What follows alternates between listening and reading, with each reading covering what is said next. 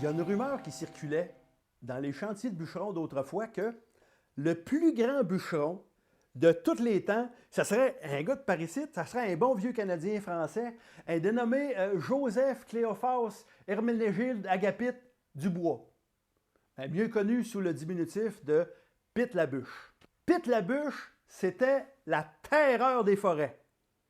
Bois mou, bois franc, bois de chauffage de 14 pouces, pitoune de 4 pieds, il n'y avait rien à son épreuve. Pit, il était fort. Il était fort. Pour lui, là, manipuler une hache, un ciotte ou un gadon d'or, c'était comme pour vous puis moi se servir d'un couteau puis d'une fourchette. Il était fort, puis il était vaillant, il était travaillant, il était pas tuable. Puis fort, travaillant, puis adroite. Je vous mens pas. Les foremen anglais couraient après lui pour l'avoir dans leur équipe, tellement il était populaire. Comme bûcheron, Pit, il était parfait. Il y avait juste un petit défaut. Il était orgueilleux. Mais orgueilleux.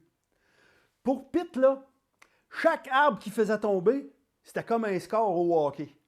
Puis chaque arbre abattu, c'était un vrai trophée. Puis plus que l'arbre était gros, ben plus que Pit était content. Tellement que quand Pit, aussitôt qu'il mettait le pied sur un nouveau chantier, il spottait les arbres les plus gros, puis ça devenait ses arbres. Puis qu'il n'envoie pas un qui picosse sur ses arbres dans son dos. Non, non, non, non, c'était ses arbres.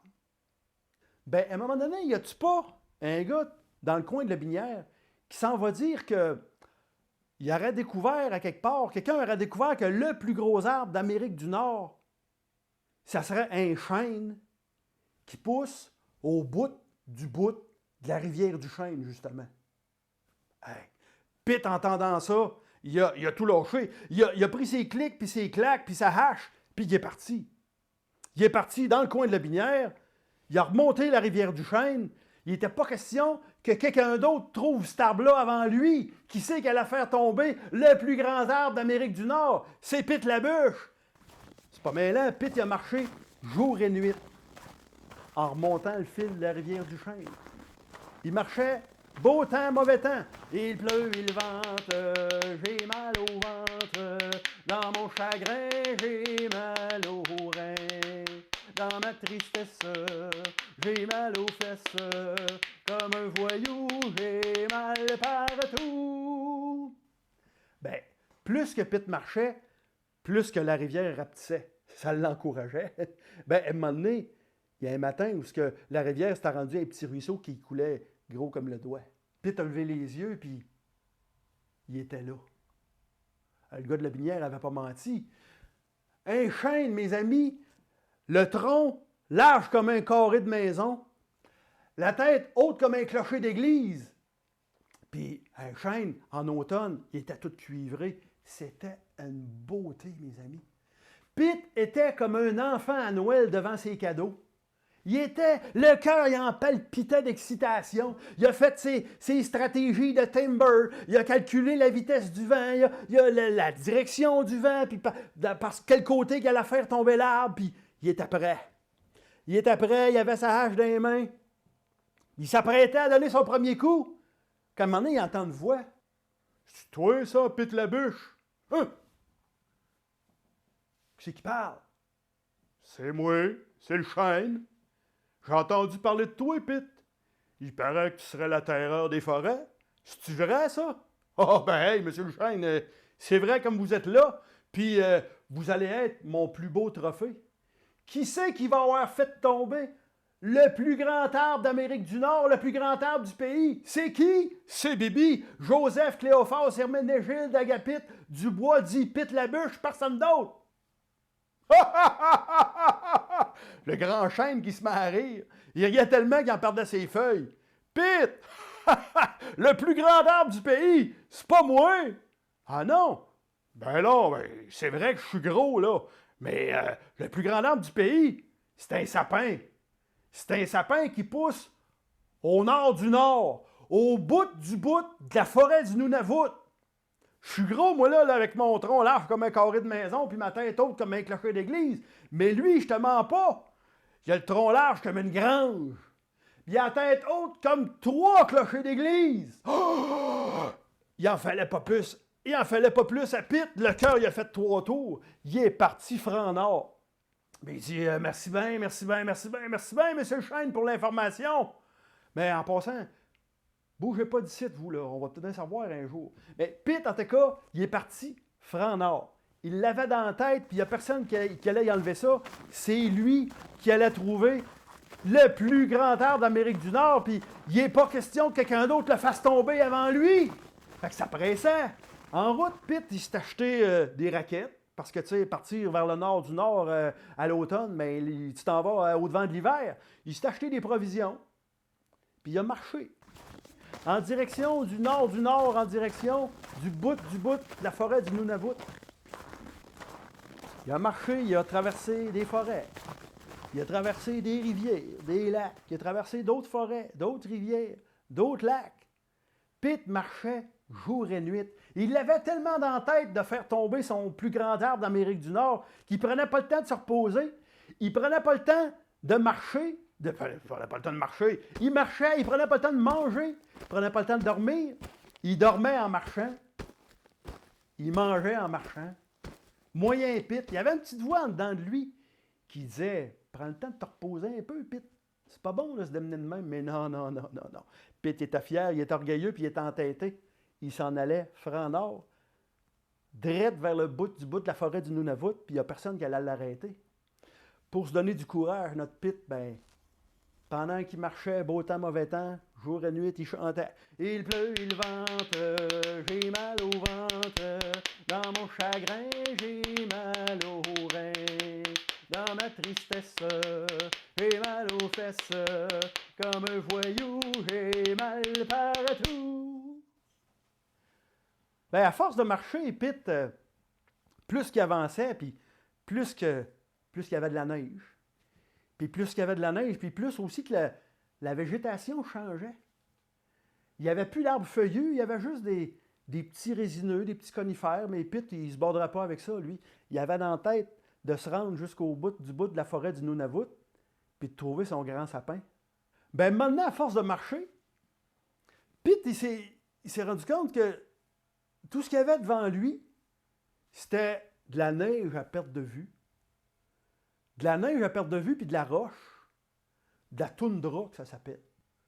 Pitt, il se dit, coudonc, serais-tu rendu au bout de la forêt du Nunavut?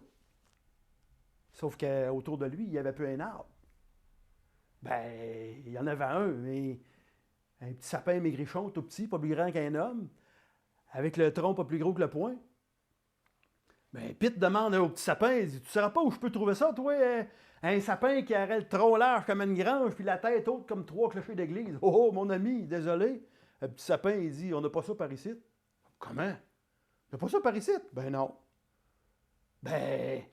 C'est pas ici, là, le bout de la forêt du Nunavut, où ce que pousse le plus grand sapin d'Amérique du Nord, là. Le petit sapin, il dit, oui, c'est ici, le bout du Nunavut, mais le dernier sapin du bout, c'est moi. Voyons donc. Ce petit sapin-là, c'est un petit sapin maigrichon, ça se peut pas. C'est pas ça que le grand chêne avait dit.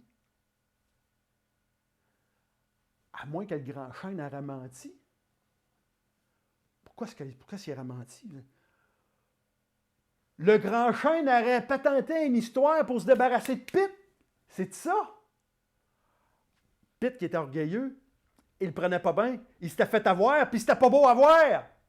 Là, il avait les dents serrées dans sa barbe.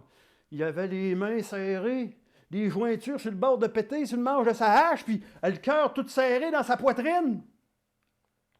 Il fixait le petit sapin devant lui, puis il avait rien qu'une envie, puis c'était de le déchiqueter. Le petit sapin s'en est rendu compte, puis il dit non, Pitt, c'est pas de ma faute à moi, là, si tu t'es fait avoir. Mais épargne-moi, puis je te revaudrai ça d'une façon ou d'une autre. Je te revaudrai ça d'une façon ou d'une autre. Comment? T'es un sapin! T'es un arbre, puis je gage que t'es aussi menteur que le grand chêne! Ah! Pitt était bien fâché. Il avait les dents, puis le cœur, puis les jointures sur le bord de péter, puis il était prêt à s'élancer pour déchiqueter le petit arbre, comme...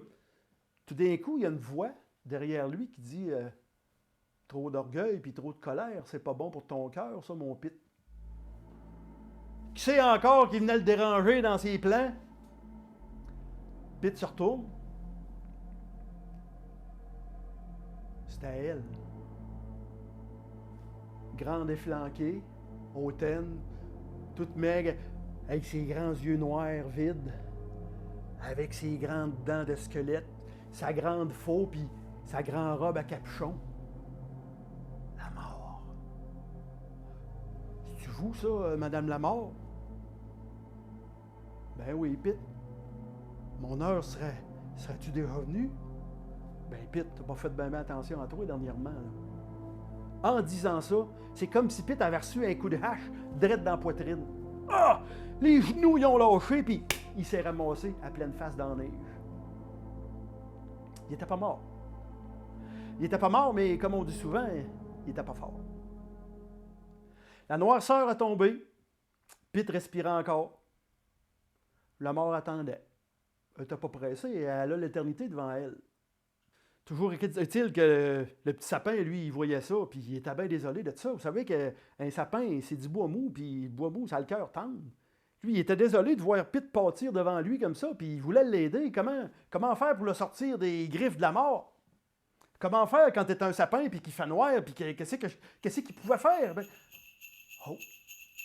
Au loin, il entend des bruits de carriole, des sabots, des grelots.